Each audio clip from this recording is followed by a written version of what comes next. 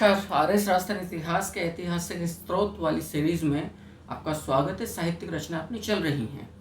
पिछले सेशन में साहित्यिक रचना जहाँ से छोड़ी वहीं से हम आगे आरंभ करते हैं। अब तक हम लोगों ने देखा था कि साहित्यकार का संबंध किस राजपूत नरेश के दरबार के साथ है। आज मैं प्रमुख साहित्यिक रचनाएं इस सेशन में आपके सामने लेने जा रहा हूँ। इनमें सबसे पहली जो रचना हमारे सामने आती है वो है असल में बीसलदेव रासो। यद्यपि जब से सीरीज आरंभ हुई है हम कहीं ना कहीं से चीजों को कनेक्ट कर रहे हैं, सामने आ रही है देखिएगा, लेकिन फिर भी बीसलदेव रासो जिसके लेखक का नाम है नरपति नाल, ठीक है जी। और ये जिस भाषा में लिखा गया है ये साहित्य वो है गौड़वाड़ी भाषा बोली। अब महत्वपूर्ण बात ये कि जी ये बीसलदेव कौन है, तो अभी तक देख लिया आप लोगों ने।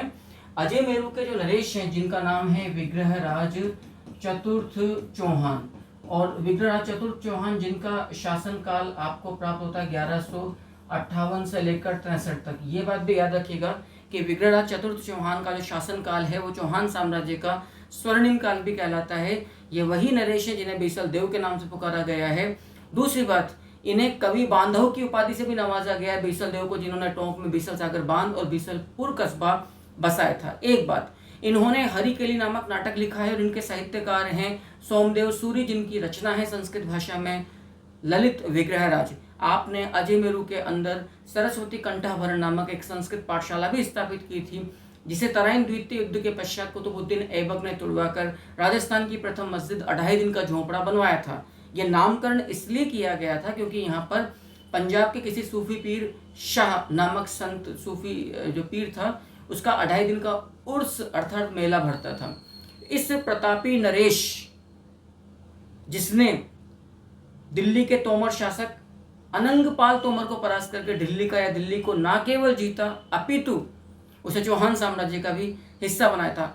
चूंकि इस बीसलदेव और इसकी पत्नी जिसका नाम हमें प्राप्त होता है राजमती, अब ये बात भी याद रखिएगा भाई कि राजमती के पिता का नाम है धार का परमार नरेश भोज परमार। ये भोज परमार कौन है? जिसके चाचा का नाम था मूंज परमार, और जिसने शक्ति कुमार नामक गोहिल नरेश के शासनकाल में चित्तौड़गढ़ को न केवल जीता, उस पर अधिकार रखा। पहले मूंज परमार ने, फिर बाद में उसके भतीजे भोज परमार ने।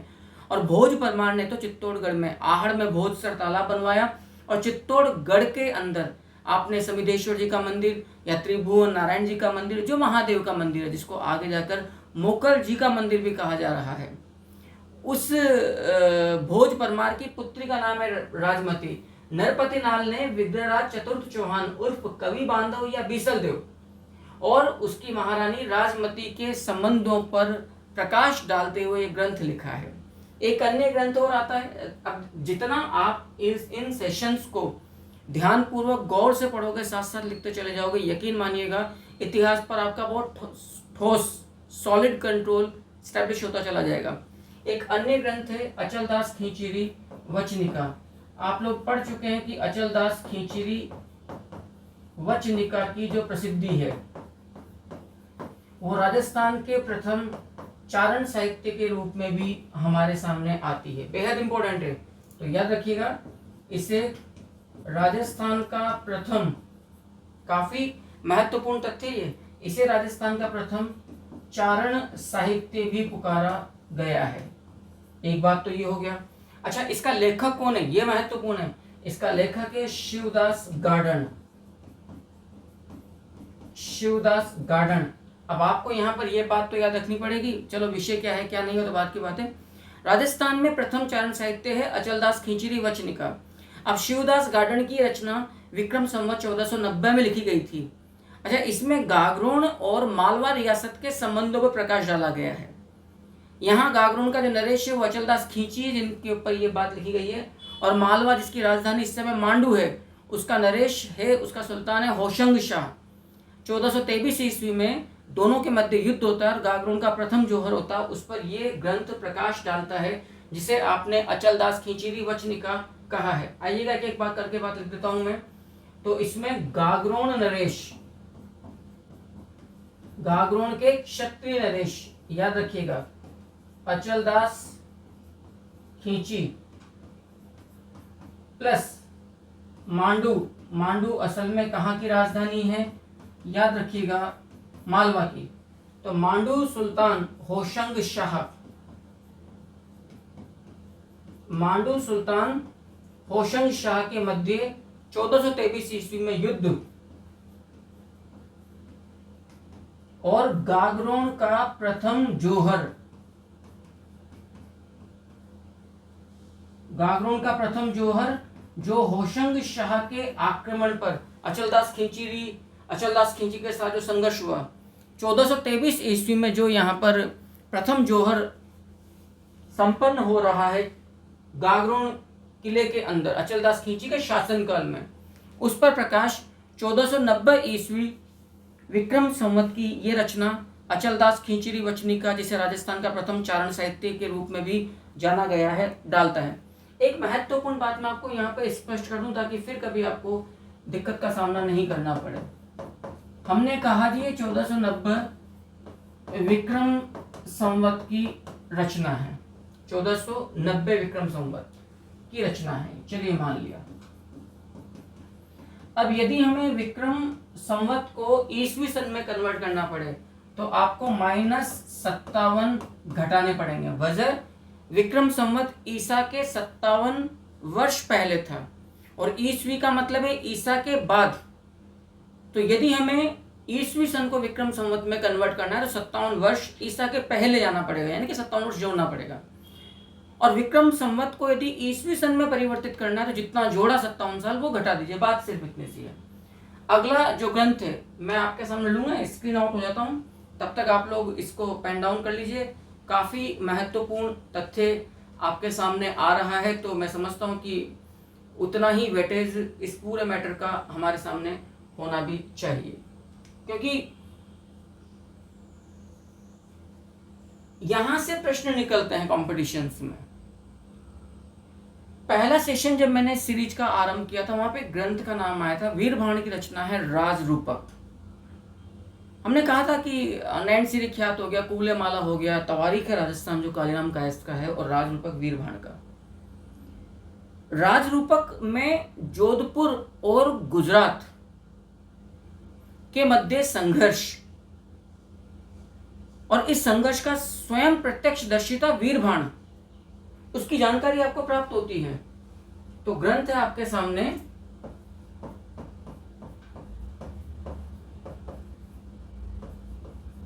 राजरूपक, क्लियर है। इसका जो लेखक है वो है एक तो वीरभाण, हम पहले ही देख चुके हैं कि राजरूपक में राजस्थान शब्द का क्षेत्रीय रूप में नहीं लेकिन हाँ एक प्रशासनिक इकाई के रूप में प्रयोग हुआ है। तो जोधपुर महाराजा और गुजरात सूबेदार शेर विलंद खान के मध्य संघर्ष और जोधपुर के हाथों गुजरात सूबेदार शेर विलंद खान की पराजय का प्रत्यक्षदर्शी वर्णन वीरभाण के द्वारा किया गया है। इस ग्रंथ में जोधपुर नरेश, समकालीन नरेश का जिक्र नहीं मिलता है। जोधपुर द्वारा गुजरात सूबेदार, जोधपुर द्वारा गुजरात सूबेदार शेर विलंद खान की पराजय, याद रखना, की पराजय का प्रत्यक्षदर्शी वर्णन या विवरण, प्रत्यक्षदर्शी विवरण प्रस्तुत किया गया है शेर विलंद खान के द्वारा, वीरभाण के द्वारा। ये बेहद महत्वपूर्ण है। तो राजरूपक काफी महत्वपूर्ण ग्रंथ। अब एक ग्रंथ आपके सामने और आता है जिस पर मैंने पिछले सेशन में चर्चा करी और अब आपके सामने भी मैं उसको रखने जा रहा हूं। वो है कानड़ दे प्रबंध, 1455 ईस्वी में पद्मनाभ की रचना है। बेहद महत्वपूर्ण रचना है, बेहद महत्वपूर्ण, कानड़ दे प्रबंध। समझ लीजिएगा, एक कहानी भी इस रचना से संबंधित है। असल में जालोर के सोनगरा चौहान राजवंश पर यह प्रकाश डालता है कानड़ दे प्रबंध। इसके लेखक जो पद्मनाभ है वो जालोर के चौहान नरेश अखेराज के दरबारी साहित्यकार थे। 1455 ईस्वी में पद्मनाभ के द्वारा इस ग्रंथ की रचना की गई है और इसे राजस्थानी साहित्य का महाकाव्य भी कहा गया है कानड़ दे प्रबंध को। सुल्तान अलाउद्दीन खिलजी और जो जालोर के सोनगरा चौहान नरेश अंतिम कानड़देव चौहान के संबंधों पर ये ग्रंथ प्रकाश डालता है। लेकिन इसका एक पहलू और है, ये बड़ा ही प्रामाणिक रचना है जो कानड़देव चौहान के युवराज वीरमदेव चौहान और सुल्तान अलाउद्दीन खिलजी की जो शहजादी है, प्रिंसेस है फिरोजा, के मध्य जो प्रेम संबंध पनपा दिल्ली में, और वो एक तरफा था, क्योंकि फिरोजा आपको सब कुछ मान बैठी थी। और जब ये बात वीरमदेव चौहान तक पहुंचाई गई तो उसने साफ इस विवाह प्रस्ताव से इनकार कर दिया कि I am not ready to marry you, possible ही नहीं है कि मेरे घर पे कोई तुर्क स्त्री बहू बनकर पहुंचे। ये बात बड़ी नागवारा गुजरी, ये बात बड़ा हर्ट किया फिरोजा को, क्योंकि यहाँ तो वो होता ना कि हम दिल दे चुके सनम, वन वे ट्रैफिक। फिर जब वहां से कानड़देव चौहान दिल्ली से और उनका पुत्र जो वीरमदेव चौहान है वापस जालोर आ गए, तो ये बड़ा इंसल्टिंग मोमेंट था फिरोजा के लिए कि यार आई एम प्रपोजिंग, मैं आपके सामने प्रपोजल रख रही हूँ अपना, आपने बिल्कुल ही डिनाई कर दिया उसको बड़ा र्यूडली। तब ये ग्रंथ कहता है कि आहत मर्माहत फिरोजा ने अपनी दासी गुलबहिश्त के नेतृत्व में एक सेना जालोर भेजी, इस हिदायत के साथ कि चाहे जो भी हो उनका अपमान नहीं होना चाहिए, चाहे जिंदा हो, चाहे जीवित हो, चाहे मृतक हो। संघर्ष होता है, कानड़देव चौहान मारा जाता है। 3 दिन बाद कटार घोंपकर कानड़देव प्रबंध के अकॉर्डिंग 3 दिन बाद कटार घोंपकर जो वीरमदेव चौहान है वो आत्महत्या करते हैं। वीरमदेव चौहान का कटा हुआ सर दिल्ली लाया जाता है।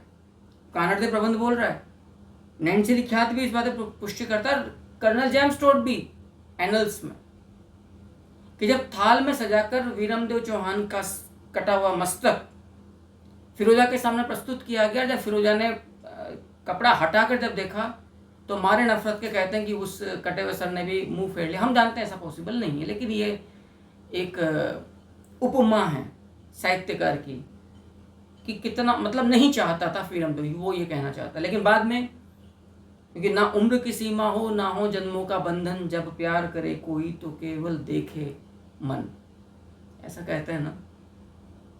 बाद में वीरमदेव चौहान का अंतिम संस्कार पूरे हिंदू रीति रिवाज के साथ करवाया गया फिरोजा के द्वारा। और बाद में फिरोजा ने भी किलखुरी महल से यमुना नदी में कूदकर जान दे दी थी। इस बात पर प्रकाश डालता है कानड़देव प्रबंध। याद रखना रचना काल है 1455 ईस्वी। इसका लेखक है पद्मनाभ जालोर के अखेराज चौहान, जालोर के अखेरा चौहान का दरबारी साहित्यकार है, ये बात भी याद रखिएगा। अब विषय क्या क्या है? जनरली ये ग्रंथ 2 विषयों पर प्रकाश डाल रहा है। एक तो दिल्ली सुल्तान, याद रखिएगा, दिल्ली सुल्तान अलाउद्दीन खिलजी, दिल्ली सुल्तान अलाउद्दीन खिलजी एवं जालोर के कानड़देव चौहान के संबंधों पर। जालोर के कानड़देव चौहान, अंतिम नरेश कानड़देव चौहान, इसके संबंधों पर प्रकाश डालता है। दूसरी बात, सुल्तान अलाउद्दीन खिलजी की जो शहजादी है फिरोजा और कानड़देव चौहान का जो युवराज है वीरमदेव चौहान, इनके मध्य में जो प्रेम संबंध पनपा, उस पर भी प्रकाश डालता है कि किस प्रकार से फिरोजा ने अपनी एक दासी गुलबहिश्त, याद रखना बेहद महत्वपूर्ण तथ्य आपके सामने इस सीरीज पर, इस प्लेटफॉर्म पर, एनालिटिकल स्कूल ऑफ हिस्ट्री, जहां से मैं आप लोगों का स्वागत भी करता हूं और उम्मीद भी करता हूं कि आप खूब पढ़ें, साथ साथ थोड़ा सपोर्ट भी करते रहें, के नेतृत्व में सेना भेजी गई। लेकिन एक और बड़ा महत्वपूर्ण है, कानड़देव प्रबंध को राजस्थानी साहित्य का महाकाव्य भी कहा जाता है, ये बात भी याद रखिएगा। राजस्थानी साहित्य का महाकाव्य भी पुकारा गया है। याद रखिएगा कानड़ दे प्रबंध को। उम्मीद करता हूँ कि पसंद आ रहा होगा आपको। बोर्ड पूरा भर चुका है। मैं स्क्रीन आउट होता हूँ और उसके पश्चात हम फिर पुनः एक और ग्रंथ पर चलते हैं जो है राव जेतसिरो छंद। आइएगा, यहाँ तक का आपने निश्चित तौर पर लिख लिया होगा। अगला जो ग्रंथ है हम पहले भी चर्चा कर चुके हैं, लेकिन अब तो विस्तार से चल रहे हैं। राव जेतसिरो छंद। असल में इसके जो लेखक हैं वो हैं बीठू सूजा। अब आपने जो पिछले सेशन में देखा, मैं रिपीट कर देता हूं। बीठू सूजा किसके दरबारी साहित्यकार हैं? बीकानेर नरेश राव कल्याणमल।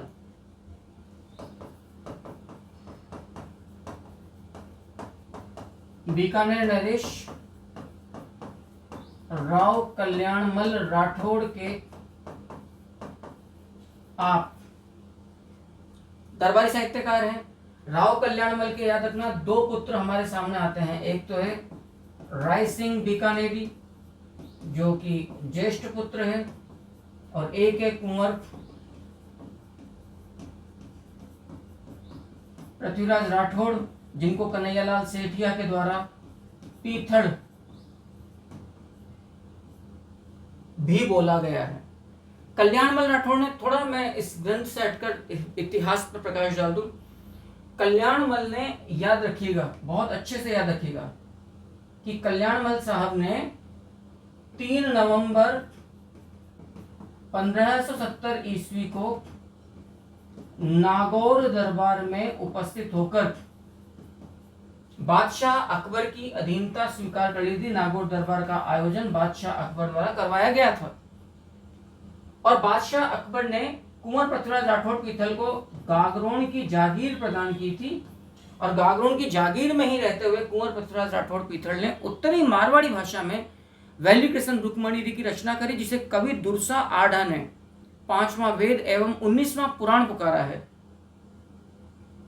कुंवर पृथ्वीराज राठौड़ पीथल की जो रचना है वैली कृष्ण रुक्मणी को, और डॉक्टर एलपी टेसीटोरी ने तो इस रचना के कार्य पर कुंवर पृथ्वीराज राठौड़ पीथल को डिंगल साहित्य का हेरोस भी कहा। अब ये तो बात हो गई, चलिए कोई बात नहीं।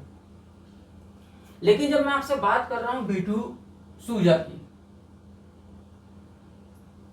तो चूंकि ये दरबारी साहित्यकार है राव कल्याणमल राठौड़ का, राव जेतसिरी छंद से एक जानकारी तो ये मिलती है कि जो राव लूणकंड राठौड़ था बीकानेर का नरेश, राव लूणकंड राठौड़ को बीठू सूजा अपनी पुस्तक में कलयुग का कर्ण भी पुकारता है।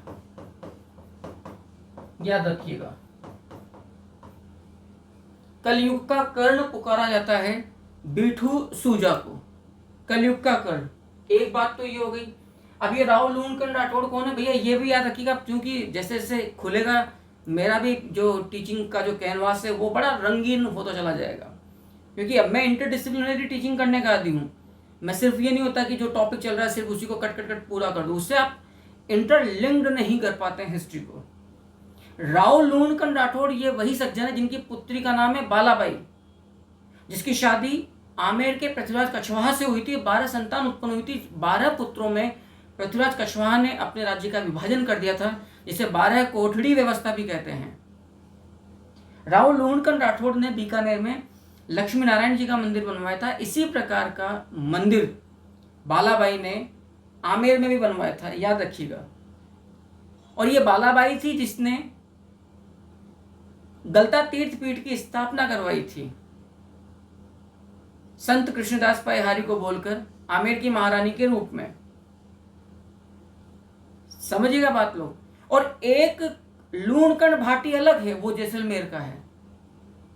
ये यही तो दिक्कत है इतिहास के अंदर, हम चूंकि बार बार रिपीट नहीं करते तो वो चीजें परेशान करती है। लूणकंड राठौड़ बीकानेर से है, राव लूणकंड भाटी जैसलमेर से, जिनकी पुत्री उमादेव रूठी रानी मालदेव जोधपुर के मालदेव राठौड़ की, जिससे 1536 ईस्वी में उसकी उमादेव की शादी हुई थी। तो लूणकंड भाटी जैसलमेर से, जिसके काल में 1550 ईस्वी में जैसलमेर का अर्धशाखा संपन्न हुआ था। हम बात कर रहे हैं बीकानेर के नरेश राव लूणकंड राठौड़ को, इसको राव जेतसिरो छंद में बीठू सूजा ने कलयुग का कर्ण बोला है। अब एक और इंपॉर्टेंट बात ले लीजिए, आप लोग याद करोगे मुझे। देखना तथ्य कितने निकलते हैं। एक आएगा जी मेवाड़ का कर्ण, एक आएगा जी कलयुग का कर्ण, एक आएगा जी राजपूताने का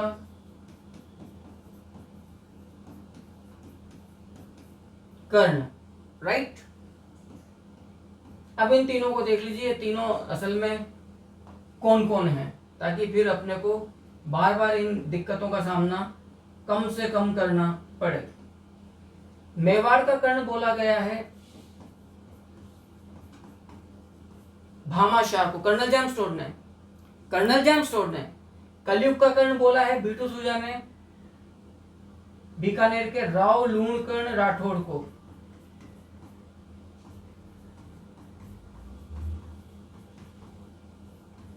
बीटू सुजा ने राव लूणकर्ण राठौड़ को, याद रखिएगा इस बात को। और राजपूताने का कर्ण बोला है मुंशी देवी प्रसाद ने राय सिंह बीकानेरी को। ये भी बीकानेर का ही नरेश है, राव कल्याणमल राठौड़ का पुत्र। तो मुंशी देवी प्रसाद ने राय सिंह बीकानेरी को बोला है राजपूताने का कर्ण, बीटू सुजा ने राव लूणकर्ण राठौड़ को बोला है कलयुग का कर्ण, और कर्नल जेम्स टोड ने महाराणा प्रताप के मंत्री भामाशाह जो जैन हैं उनको बोला है मेवाड़ का कर्ण। तो जितने भी कर्ण हैं हमने यहाँ पर एक साथ आपके सामने ले दिए हैं। उम्मीद करता हूँ कि आपको ये चीजें बिल्कुल क्लियर होती जा रही हैं, अच्छे से समझ में आती जा रही हैं। तो राव जेतसिरो छंद के अंदर जो और जानकारियां हमें प्राप्त होती हैं, अब मैं उन पर आपके सामने प्रकाश डालता हूं ताकि हम टॉपिक पर ही रहें।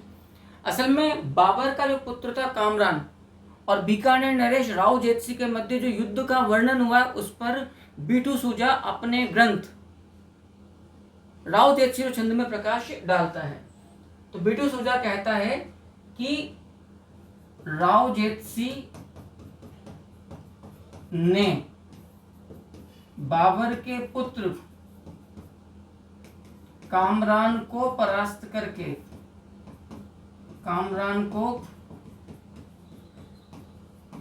परास्त करके भटनेर दुर्ग पर विजय प्राप्त की थी। याद रखना, ये प्रकाश डालता है राव जेतसिरो छंद। अब एक और ग्रंथ है खजाइन उल फुतूह, जिसका लेखक है अमीर खुसरो, और अमीर खुसरो ने अलाउद्दीन खिलजी के जितने भी अभियान हुए राजपूताने में उन सबका प्रत्यक्षदर्शी था। देखिएगा अगला जो ग्रंथ हमारे सामने आता है वो है खजाइन उल फुतूह। खजाइन उल फुतूह का लेखक है, याद रखिएगा, अमीर खुसरो। अमीर खुसरो जो खुद को हिंदवी तोता कहता है, ये कहता है कि मेरा देश बड़ा निराला है, यहाँ हर एक कोस पर पानी और बोली बदलती है। इसने तो लिखा था गोरी सोवे सेज पर मुख पर डाले केस, चल खुसरो घर आपने रेन भई चहु देश, लाली मेरे लाल की जित देखूं तित लाल, लाली देखन में चली मैं भी हो गई लाल, छाप तिलक सब छीनी रे मोने तो से नैना मिलाए के। याद रखिएगा ये निजामुद्दीन औलिया का शागिर्द था और अपने आप को हिंदुस्तानी तोता बोलता है। अमीर खुसरो की रचना है खजाइन उल फुतूह। खजाइन उल फुतूह असल में अलाउद्दीन खिलजी के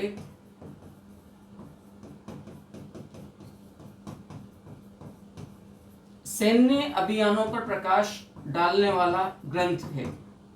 क्लियर। दूसरी इंपॉर्टेंट बात, राजपूताने में अलाउद्दीन के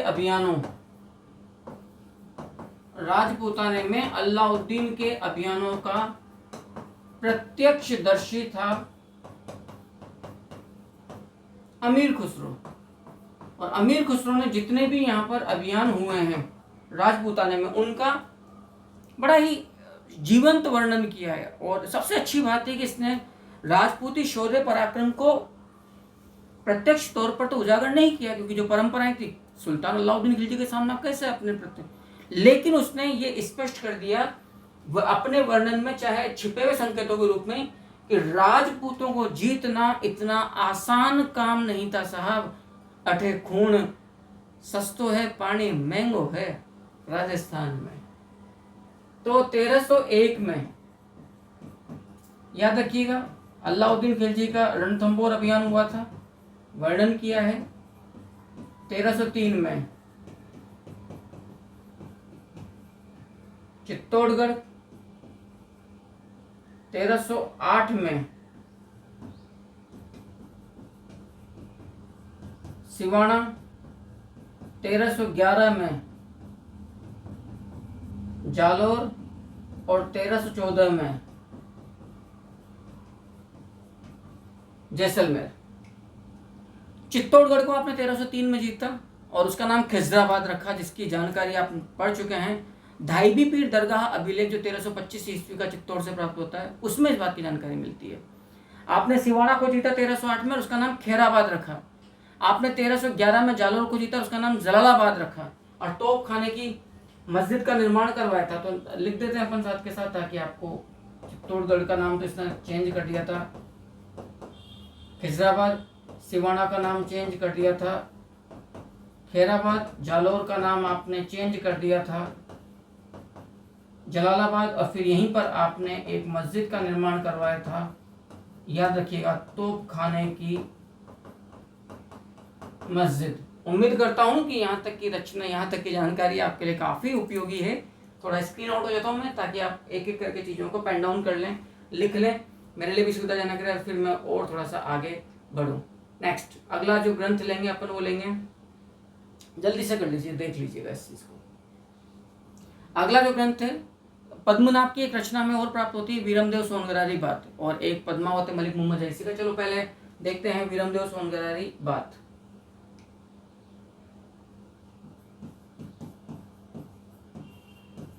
वीरमदेव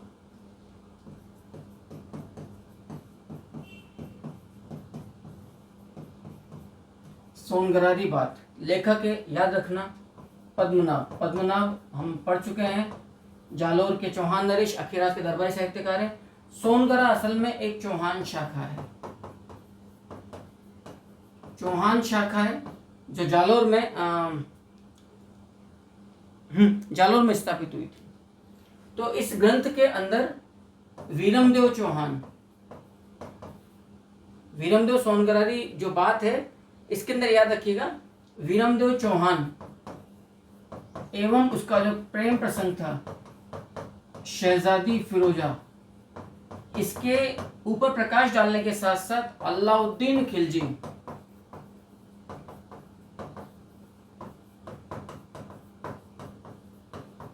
अलाउद्दीन खिलजी एवं जालोर के अंतिम चौहान नरेश, कानड़दे चौहान जिसका पुत्र वीरमदेव चौहान, पर प्रकाश डाला जाता है।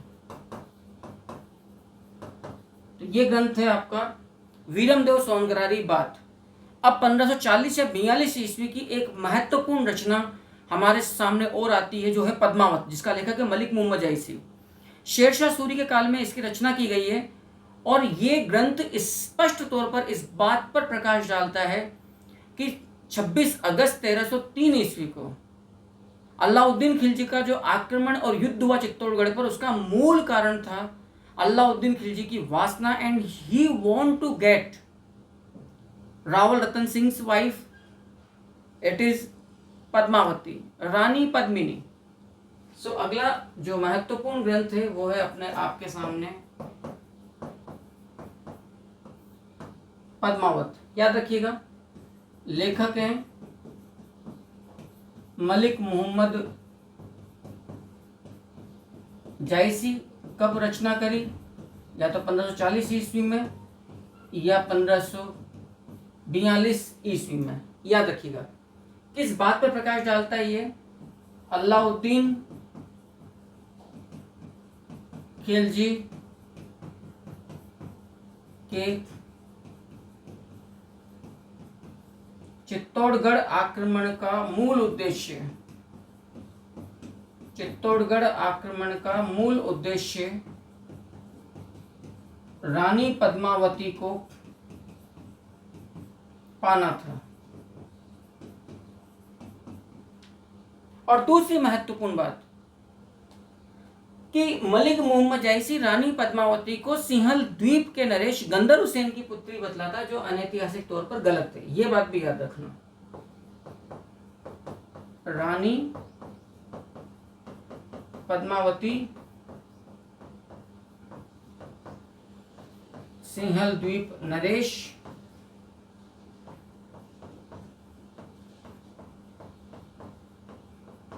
गंधर्व सेन की